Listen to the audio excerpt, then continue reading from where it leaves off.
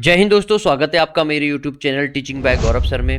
दोस्तों, अगर आप तैयारी कर रहे हैं यूपी टेट सुपर टेट के एग्जाम की, तो ये वीडियो आज आपके लिए बहुत ही ज़्यादा बेनिफिशियल होने वाली है, क्योंकि यहाँ पर मैं सब्जेक्ट वर्ब एग्रीमेंट से रिलेटेड कुछ क्वेश्चन लेकर आया हूँ जो आपके एग्जाम में हो सकता है कि पूछ लिए जाएं एग्जामिनर के द्वारा, या हो सकता है आपको कुछ नए रूल्स सीखने के लिए इस वीडियो में मिल जाए। तो ये दोनों तरीके से आपके लिए इंपॉर्टेंट है। तो रूल्स को बारीकी के साथ ध्यान से देखना है और पेन और नोटबुक लेकर यहाँ पर बैठना है और आपको इन रूल्स को नोट डाउन करना है अपनी नोटबुक में, ताकि रिवीजन के वक्त पर ये आराम से आप रिवाइज कर सको। तो चलिए दोस्तों, शुरू करते हैं। पहला हमारा क्वेश्चन है, neither of them are going to attend the party on 10th October. ये एक क्वेश्चन है और इस क्वेश्चन के 4 पार्ट ABCD के रूप में आपके सामने दिख रहे होंगे डिस्प्ले पर। A option neither of them are, क्या इसमें एरर है? एरर फाइंड आउट करना है। B option going to attend, क्या बी ऑप्शन में एरर है? C option the party on 10th October, इसमें एरर होगा। या डी ऑप्शन नो एरर, यानी कि सेंटेंस में कोई एरर नहीं होगा। और इसी तरीके से एग्जाम में एग्जामिनर आपको कंफ्यूजन में डालने के लिए क्वेश्चन पूछेगा। आपको कंफ्यूज नहीं होना है, मैं यहाँ पर आपको सिर्फ कॉन्सेप्ट बता रहा हूं, कोई भी हिंदी कन्वर्ट करने की जरूरत नहीं है, कॉन्सेप्ट पे ध्यान देना है। तो कॉन्सेप्ट क्या है दोस्तों? अगर सेंटेंस की शुरुआत neither of, either of, none of, one of, each of से शुरू हो रही है, तो याद रखना इसके बाद केवल प्लूरल नाउन आएगा और एग्जामिनर यहाँ सिंगुलर नाउन लगा कर देगा। बोलो हाँ या ना, चीजें समझ में आ रही हैं सर? और उसके बाद जो वर्ब आएगी वो सिंगुलर वर्ब का यूज किया जाएगा। क्लियर हो रहा है कॉन्सेप्ट? अब आते हैं अपने क्वेश्चन पर। तो हमारा क्वेश्चन क्या था कि neither of them are going to attend the party on 10th October. Neither of आ रहा है, जी सर आ रहा है। इसके बाद क्या प्लूरल नाउन आ रहा है? देम हमारा प्लूरल नाउन आ रहा है। क्या वर्ब सिंगुलर आ रही है? नहीं, यहाँ सिंगुलर नहीं प्लूरल आ रही है। तो इसके अकॉर्डिंग हम कह सकते हैं जो करेक्ट एरर होगा वो किस पार्ट में होगा? ए पार्ट में होगा। यहाँ पर आर नहीं होगा, इज हो जाएगा। क्या ये कॉन्सेप्ट समझ में आया? बढ़ते हैं आगे। नेक्स्ट जो क्वेश्चन है दोस्तों, knowledge of at least 2 languages are required to pass the examination. ये एक क्वेश्चन दे रखा है। इस क्वेश्चन के 4 पार्ट आपको ABCD के रूप में दे रखे हैं। इसी तरीके से आपके यूपी टेट और सुपर टेट के एग्जाम में एग्जामिनर पूछेगा, तो इन रूल्स को अपनी नोटबुक में बहुत ही अच्छे तरीके से कैरी करके रखना है और इनको रिवाइज करते रहना है, ताकि एग्जामिनर जो भी अपना क्वेश्चन दे उससे 2 कदम आप आगे निकल कर चलें। तो यहाँ पर A option knowledge of at least 2 languages, इस पार्ट में एरर है। आर रिक्वायर्ड, इस पार्ट में एरर है। C option to pass the examination, इस पार्ट में एरर है। या फिर डी ऑप्शन नो एरर, यानी कि सेंटेंस बिल्कुल ठीक है, कोई एरर नहीं है। तो इसका कॉन्सेप्ट क्या है? कोई भी हिंदी कन्वर्ट करने की जरूरत नहीं है दोस्तों। मैंने आपको बताया था कि आर्टिकल मतलब ए एन द, क्या यही होते हैं? ए एन हमारा इंडेफिनिट होता है, द हमारा डेफिनिट होता है। ये डेफिनिट इंडेफिनिट क्या होते हैं ऑलरेडी मैंने पिछली वीडियो में आर्टिकल वाली जो बनाई थी उसमें बता दिए हैं कि आ पेन और द पेन में क्या डिफरेंस है। बहुत बच्चों को यही नहीं पता कि आ पेन और द पेन में क्या डिफरेंस है। तो फिलहाल वो एक अलग टॉपिक है, मैंने यहाँ पर चीज़ें कुछ एडिशनली ऐड कर दी। तो ये आपको याद रखना है, एडजेक्टिव हुआ या प्रेपो हुआ। प्रेपो मतलब प्रीपोजिशन। इनके बाद पूरी इंग्लिश ग्रामर में जो भी वर्ड आएगा वो या फिर नाउन होगा या तो प्रोनाउन होगा। इनके बाद जो भी नाउन होगा ग्रामर में वो क्या होगा? नाउन या प्रोनाउन। बोलो हाँ या ना, चीजें क्लियर हुई? जी सर क्लियर हुई। दूसरा मैंने पॉइंट बताया था कि जो वर्ब होती है सेंटेंस में, उसके पहले क्या आता है? सब्जेक्ट आता है, और वर्ब के बाद क्या आता है? ऑब्जेक्ट आता है। और इन दोनों का काम पूरी इंग्लिश ग्रामर में केवल एक ही होता है, वो नाउन या प्रोनाउन बनने का होता है। अब आते हैं अपने क्वेश्चन पर। इसी कॉन्सेप्ट के आधार पर यहां पर एरर फाइंड आउट करेंगे। नॉलेज ऑफ एट और ऑफ क्या है? प्रेपो है, और प्रेपो के बाद वो खुद का अपना एक ऑब्जेक्ट लेता है। तो लैंग्वेजेस हमारा क्या हो गया? एक नाउन हो गया, क्योंकि प्रेपो के बाद नाउन आता है और जो भी नाउन आएगा वो ऑब्जेक्ट बनेगा, कभी भी सब्जेक्ट नहीं बनेगा। तो जो वर्ब आएगी वो सब्जेक्ट के अकॉर्डिंग आएगी या ऑब्जेक्ट के अकॉर्डिंग आएगी? तो आप कहोगे सर ऑब्जेक्ट के अकॉर्डिंग तो नहीं आएगी। क्या ये बात क्लियर हुई? जी सर क्लियर हुई। तो यहाँ पर आप देख सकते हैं नाउन के लिए जो वर्ड आएंगे तो लीस्ट और टू ये क्या बन जाएंगे, मैंने बताया था एडजेक्टिव बन जाएंगे। और ये जो नॉलेज है, नॉलेज मुझे बताओ ये एक नाउन है, कैसा नाउन है, काउंटेबल या अनकाउंटेबल। मैंने कहा आप अपनी नॉलेज दिखाओ, आप मुझसे ये तो नहीं कहोगे कि सर मेरी पॉकेट में 2 किलो नॉलेज रखी है आप देख लो। आप तो ये कहोगे कि ये तो नॉलेज है, यानी कि खुद अपना ज्ञान है, आप पढ़ाई करो आप में भी नॉलेज आ जाएगी। तो नॉलेज हमारा क्या हो गया, एक अनकाउंटेबल नाउन हो गया। और अनकाउंटेबल नाउन के साथ कभी भी आर नहीं आएगा, इज आएगा, as a singular verb use किया जाएगा। तो इसके अकॉर्डिंग, इसके आधार पर हम कह सकते हैं नॉलेज ऑफ एटलीस्ट 2 लैंग्वेजेस, ये तो ठीक होगा। आर रिक्वायर्ड गलत हो जाएगा, आर की जगह हमारा इज आ जाएगा। क्या ये क्लियर हुई बात? जी सर क्लियर हुई। चलिए बढ़ते हैं आगे। नेक्स्ट जो क्वेश्चन है, patience as well as perseverance are necessary for success. और मैं आपको बता रहा हूं दोस्तों, इसी तरीके से एग्जाम में एग्जामिनर आपको कंफ्यूजन में डालने के लिए क्वेश्चन पूछेगा, लेकिन हमें कॉन्सेप्ट पे पकड़ मजबूत करनी है। अगर आपको रूल्स आते हैं, कॉन्सेप्ट आते हैं, तो आप बहुत आसानी से एग्जाम में क्वेश्चन को फाइट कर लोगे, फेस कर लोगे। लेकिन अगर आप उसकी हिंदी निकालोगे तो कभी कभी क्या होता है, जो बच्चे हिंदी निकालते हैं गलत कराते हैं क्वेश्चन। तो हमें कॉन्सेप्ट पे फोकस करना है। तो यहाँ पर आप देख सकते हैं क्वेश्चन नंबर 3 में 4 ऑप्शन दे रखे हैं, आपको बताना है ये जो सेंटेंस है इसके 4 पार्ट ABCD के रूप में जो दे रखे हैं, किस पार्ट में एरर होगा।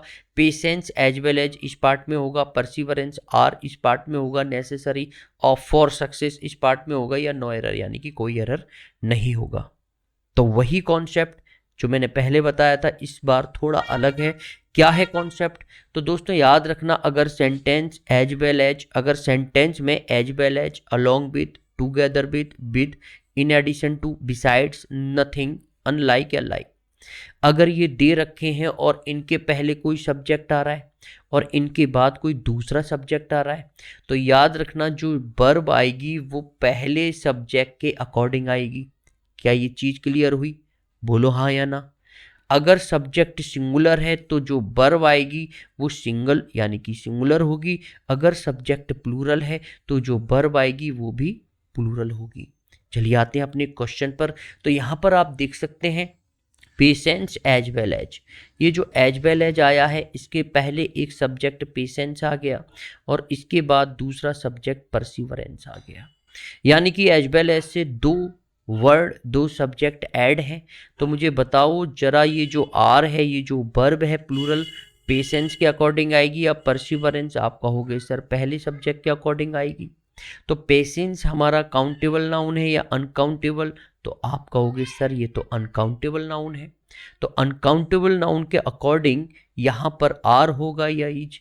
तो आप कहोगे सर इज होगा। तो परसिवरेंस आर नहीं होगा, इज हो जाएगा। इसके आधार पर जो करेक्ट ऑप्शन होगा वो होगा ऑप्शन बी। बोलो हाँ या ना। अब बढ़ते हैं आगे। क्लियर हो रहा है कॉन्सेप्ट?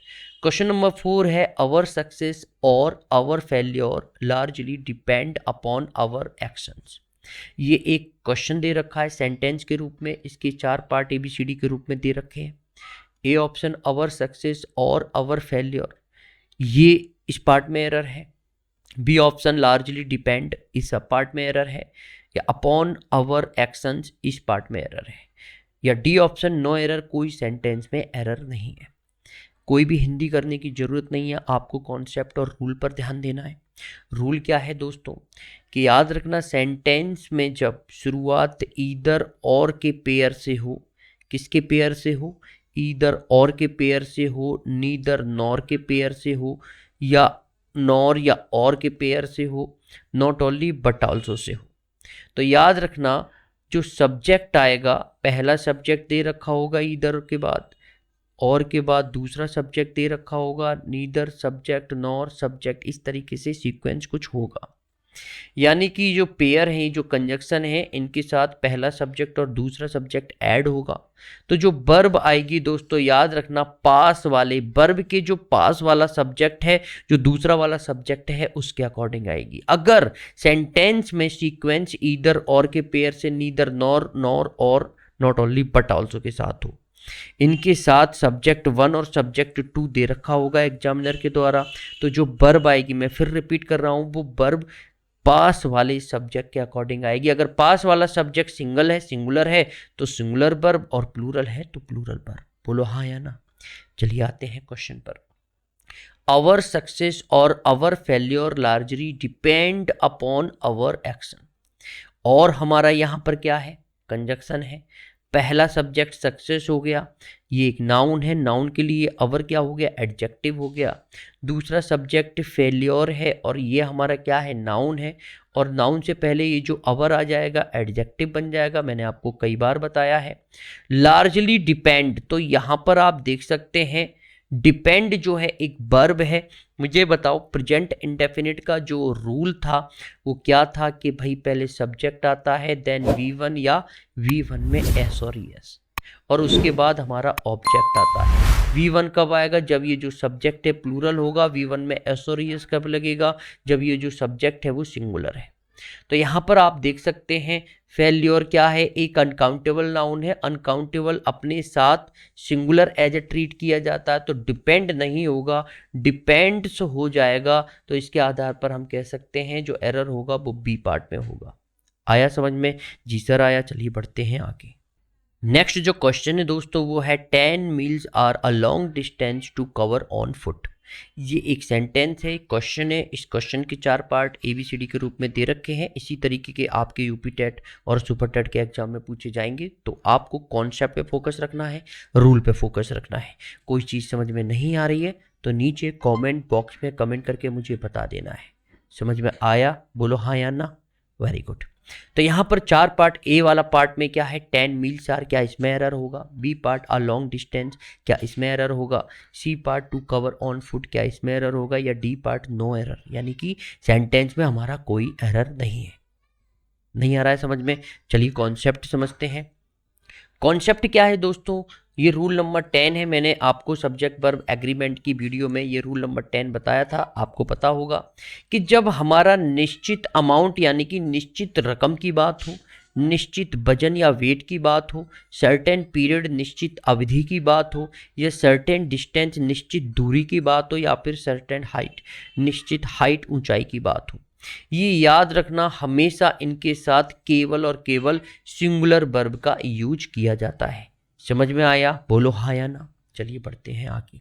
तो यहाँ पर आप देख सकते हैं 10 मील्स, ये लग तो कैसा रहा है, प्लूरल रहा है, क्योंकि आपको लगेगा सर हमने तो बचपन में बॉय सिंगुलर था लेकिन बॉयज एस लगा दिया तो वो प्लूरल हो गया, और जब प्लूरल हो गया तो प्लूरल वर्ब का यूज किया जाएगा।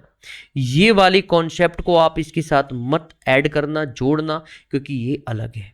10 मील्स क्या है, एक निश्चित दूरी की बात हो रही है, तो यहाँ पर आर नहीं होगा, इज हो जाएगा। तो 10 मील्स आर ना होकर इज हो जाएगा। जो करेक्ट हो एरर होगा वो होगा पार्ट ए में। बोलो हाँ या ना। क्लियर हो रही है चीजें? बढ़े आगे। जी सर बढ़े आगे। चलिए अब आते हैं अगले क्वेश्चन पर। नेक्स्ट क्वेश्चन है दोस्तों, one of my desires are to become a doctor. ये एक सेंटेंस दे रखा है और इस सेंटेंस के 4 पार्ट ABCD के रूप में दे रखे हैं। आपको बताना है, पहचानना है कि कौन से पार्ट में एरर है, कहाँ पर गलत है। क्या ए पार्ट में एरर है वन ऑफ माई डिजायर्स, क्या बी पार्ट में एरर है R2, सी पार्ट में एरर है बिकम अ डॉक्टर, या डी पार्ट में यानी कि नो एरर, यानी कि इस सेंटेंस में कोई एरर नहीं है। आपकी चीज़ें क्लियर हो रही हैं, सिर्फ हमें रूल्स कॉन्सेप्ट यहाँ पर फोकस करना है। तो यहाँ पर दोस्तों आपको पता लग गया होगा जिन्होंने रूल्स सीखे हैं मेरे से। तो चलो मैं आपको एक बार रिमाइंड करा देता हूँ। वही कॉन्सेप्ट है कि अगर सेंटेंस की शुरुआत neither of, either of, none of, one of, each of से हो तो याद रखना इनके बाद जो सब्जेक्ट आएगा वो प्लूरल सब्जेक्ट आएगा। बोलो हाँ या ना। और जो वर्ब आएगी वो कैसी आएगी, सिंगुलर वर्ब का यूज किया जाएगा। क्लियर हुई चीजें? एक बार रिपीट कर देता हूं कि अगर सेंटेंस, अगर एग्जाम में जो क्वेश्चन आए उसका जो सेंटेंस है उनकी शुरुआत neither of, either of, none of, one of या ईच ऑफ से हो तो याद रखना उसके बाद प्लूरल नाउन आएगा। और जब प्लूरल नाउन आएगा तो जो वर्ब आएगी वो सिंगुलर वर्ब होगी, ना कि प्लूरल होगी। प्लूरल मत कर देना, क्योंकि रटे रटाई कॉन्सेप्ट आपको 1 नंबर माइनस कराएंगे। चलिए आते हैं अपने क्वेश्चन पर। यहाँ पर आप देख सकते हैं वन ऑफ से हमारा सेंटेंस स्टार्ट हुआ है। वन ऑफ के बाद क्या प्लूरल नाउन आया है? जी हाँ सर, प्लूरल नाउन आया है। डिजायर्स यहाँ पर प्लूरल नाउन है, और नाउन के लिए जो वर्ड आते हैं एडजेक्टिव बन जाते हैं। माई यहाँ पर एडजेक्टिव है, इसको भी आपको याद रखना है। और जो वर्ब आएगी वो प्लूरल ना होकर सर जी सिंगुलर हो जाएगी। बोलो हाँ या ना? चीज़ें क्लियर हो रही हैं? तो इस हिसाब से हम कह सकते हैं कि जो ऑप्शन बी है उस पार्ट में एरर है, तो सही ऑप्शन हो जाएगा ऑप्शन बी। चीज़ें क्लियर हुई? चलिए बढ़ते हैं आगे। नेक्स्ट जो क्वेश्चन है दोस्तों, where is my pants in this room. ये एक क्वेश्चन दे रखा है सेंटेंस के रूप में, और इस सेंटेंस के 4 पार्ट ABCD के रूप में आपको स्क्रीन पर दिख रहे हैं, और आपको बताना है कि किस पार्ट में एरर है। और इन्हीं कॉन्सेप्ट में से जो मैं आपको बता रहा हूं दोस्तों, एग्जामिनर क्वेश्चन बनाता है और आपको एग्जाम में देता है। आप रूल्स, आप कॉन्सेप्ट को कवर कीजिए, पकड़ बनाइए कॉन्सेप्ट क्या है ग्रामर का। अगर आपको रूल्स और कॉन्सेप्ट याद है तो कोई सा भी क्वेश्चन आपके सामने आ जाए आप बहुत ही अच्छे से टैकल कर लेंगे। बस आपको रूल्स पर फोकस करना है।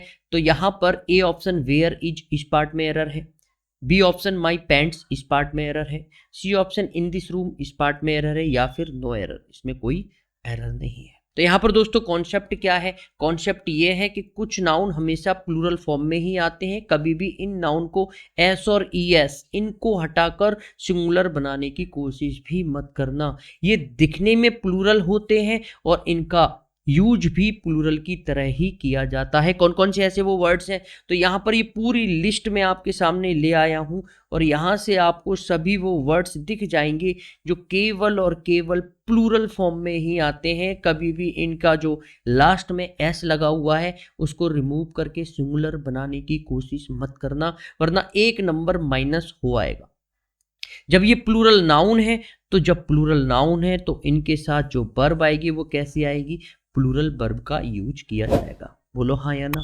चीजें क्लियर हुई? तो यहाँ पर दोस्तों मैं आपको बताना चाहूंगा where is my pants. Pants हमारा कैसा नाउन है? प्लूरल नाउन है, और प्लूरल नाउन है तो इंटरगेटिव सेंटेंस में जो सब्जेक्ट होता है सब्जेक्ट के अकॉर्डिंग ही वर्ब आती है। तो यहाँ पर इज नहीं होगा, आर हो जाएगा। जो करेक्ट एरर होगा वो होगा ऑप्शन ए में, यहाँ पर इज नहीं आर हो जाएगा। चीजें क्लियर हुई? जी सर क्लियर हुई। चलिए बढ़ते हैं आगे। नेक्स्ट जो क्वेश्चन है, the number of students have been completed the homework. यहाँ पर बहुत बार आपके यूपी टेट के एग्जाम में और सुपर टेट के एग्जाम में क्वेश्चन यहाँ से आया है, तो आपको निश्चिंत रहना है, आपको ध्यान में रखना है। ये जो रूल्स में जो आपको बताने जा रहा हूँ इस कॉन्सेप्ट को अपनी नोटबुक में राइट डाउन करके रखिएगा। 4 ऑप्शन दे रखे हैं इस सेंटेंस के ABCD के रूप में। The number of students A part में एरर है, बी ऑप्शन हैव बीन इस पार्ट में एरर है, सी ऑप्शन द होमवर्क इस पार्ट में एरर है, या फिर डी ऑप्शन नो एरर इस पार्ट में, यानी कि इस सेंटेंस में कोई एरर नहीं है। कॉन्सेप्ट क्या है? हिंदी बनाने की कोशिश मत करो, सिर्फ आप रूल्स और कॉन्सेप्ट को ज्यादा फोकस करो। तो यहां पर मैं आपको बताना चाहूंगा दोस्तों, एक होता है आ नंबर ऑफ, एक होता है द नंबर ऑफ। अगर सेंटेंस की शुरुआत आ नंबर ऑफ से हो रही है तो याद रखना इसके बाद प्लूरल नाउन आएगा, और सेंटेंस की शुरुआत द नंबर ऑफ से हो रही है इसके बाद भी प्लूरल नाउन आएगा। आ नंबर ऑफ के बाद प्लूरल नाउन आएगा, और वर्ब भी जो आएगी वो कैसी हो जाएगी? प्लूरल हो जाएगी। और द नंबर ऑफ के बाद प्लूरल नाउन तो आएगा, लेकिन जो वर्ब आएगी वो सिंगुलर आएगी। कभी भी प्लूरल मत लगा देना। इन दोनों रूल्स को अपनी नोटबुक में राइट डाउन करके रख लो, क्योंकि एग्जामिनर यहीं से आपको कंफ्यूजन में डालेगा, यहीं से क्वेश्चन पिकअप करेगा, और आपको एग्जाम में एज अ क्वेश्चन के रूप में वहां पर आपको क्वेश्चन देखने के लिए मिल जाएगा।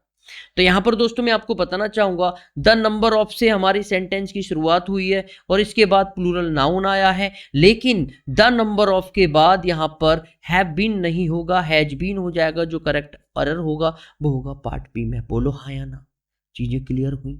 चलिए बढ़ते हैं आगे। नेक्स्ट जो क्वेश्चन है दोस्तों, everyone wish to do the work on time. ये एक सेंटेंस दे रखा है, आपको बताना है कि किस पार्ट में एरर है। 4 पार्ट ABCD के रूप में दे रखे हैं। ए पार्ट एवरीवन विश इस पार्ट में एरर है, बी टू डू इस पार्ट में एरर है, see the work on time इस पार्ट में एरर है, या डी ऑप्शन नो एरर इस सेंटेंस में कोई एरर नहीं है। इस कॉन्सेप्ट को बहुत ही अच्छे तरीके से ध्यान में आपको रखना है। अगर सेंटेंस में as a subject everyone, someone, somebody, nobody, none, one, any, many, more than one या each। अगर ये एज अ सब्जेक्ट दे रखे हैं तो याद रखना ये लग तो प्लूरल की तरह रहे हैं लेकिन ये है एक्चुअली सिंगुलर। और जब सिंगुलर नाउन है, सिंगुलर सब्जेक्ट है, तो वर्ब भी कैसी आएगी? सिंगुलर। चीजें क्लियर हुई? बोलो हाँ या ना। तो यहां पर आप देख सकते हैं एवरीवन क्या है? एक सब्जेक्ट के रूप में यूज किया गया है। कैसा सब्जेक्ट है? सिंगुलर नाउन के रूप में यूज किया गया है। तो प्रेजेंट इंडेफिनिट का टेंस का जो रूल था वो क्या था, जरा आप रिमाइंड करो। पहले सब्जेक्ट आएगा, फिर V1 आएगा। V1 कब आएगा? जब सब्जेक्ट हमारा प्लूरल हो। और V1 में एसोरियस कब आएगा? जब सब्जेक्ट हमारा एज ए सिंगुलर हो। और उसके बाद ऑब्जेक्ट। तो एवरीवन हमारा सिंगुलर सब्जेक्ट है तो यहाँ पर विश नहीं होगा, यहाँ पर विशेष हो जाएगा। तो जो करेक्ट एरर होगा वो होगा पार्ट ए में। बोलो हाँ या ना। क्लियर हुई चीजें? चलिए बढ़ते हैं आगे। नेक्स्ट जो क्वेश्चन है, neither Ram nor Mohan are coming. आपको बताना है, ये एक सेंटेंस दे रखा है। इस सेंटेंस के 4 पार्ट ABCD के रूप में दे रखे हैं। किस पार्ट में एरर है? क्या ए पार्ट में नीदर राम, इस पार्ट में एरर है? बी पार्ट यानी कि बी ऑप्शन नॉर मोहन, इस पार्ट में एरर है?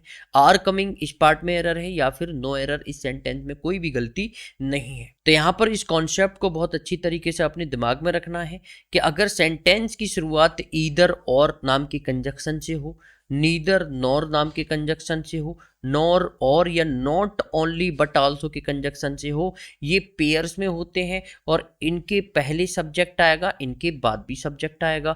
इनके पहले सब्जेक्ट और इनके बाद के सब्जेक्ट में बीच में जो वर्ब आएगी दोस्तों, तो पास वाले सब्जेक्ट यानी कि वर्ब के जो पास वाला सब्जेक्ट है उसके अकॉर्डिंग आएगी, ना कि दूर वाला।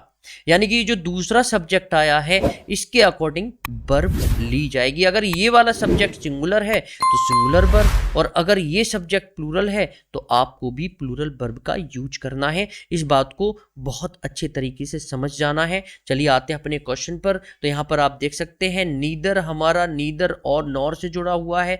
और दोस्तों एग्जामिनर कभी नॉर को और बनाकर दे देगा, इस बात को भी आपको ध्यान रखना है। पेयर्स में कंफ्यूजन नहीं होनी है। नीदर के साथ नॉर आएगा, ईदर के साथ और आएगा, नॉट ओनली के साथ बट ऑल्सो आएगा। तो यहां पर नीदर राम नॉर मोहन, तो जो वर्ब आएगी वो पास वाले सब्जेक्ट के अकॉर्डिंग के आएगी। यानी कि मोहन हमारा सिंगुलर नाउन है तो सिंगुलर नाउन के अकॉर्डिंग यहां पर आर नहीं इज हो जाएगा। तो यहां पर आप देख सकते हैं आर नहीं इज हो जाएगा। जो करेक्ट ऑप्शन होगा वो होगा ऑप्शन सी, यानी कि सी पार्ट में एरर है। तो दोस्तों इस तरीके से हमने 10 क्वेश्चन के माध्यम से वो सभी रूल्स को कवर कर लिया, रिवाइज कर लिया, जहां से आपके यूपी टेट और सुपर टेट के एग्जाम में एग्जामिनर क्वेश्चन पूछता है।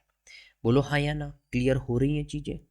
और दोस्तों अगर आप मेरे से जुड़ना चाहते हो, इन्हीं तरीके से रूल्स को सीखना चाहते हो, तो ये जो लाल कलर का बटन दिखाई दे रहा है इस पर आप टैप करके मेरे से जुड़ सकते हो। और अगर मेरी वीडियोज, मेरी जो रूल्स हैं आपको सरल और आसान भाषा में चाहिए तो प्लीज़ नोटिफिकेशन के बेल आइकन को ऑल पर करके आप सेलेक्ट कर सकते हैं। इससे मेरे द्वारा बनाई गई जितनी भी वीडियोज हैं आपको एक नोटिफिकेशन के माध्यम से प्रॉपर वे में मिलते रहेंगे। दोस्तों आशा करता हूँ ये वीडियो आज आपके लिए हेल्पफुल रही होगी। अगली वीडियो में फिर दोबारा मिलते हैं। जब तक के लिए आप अपना ख्याल रखिए। जय हिंद।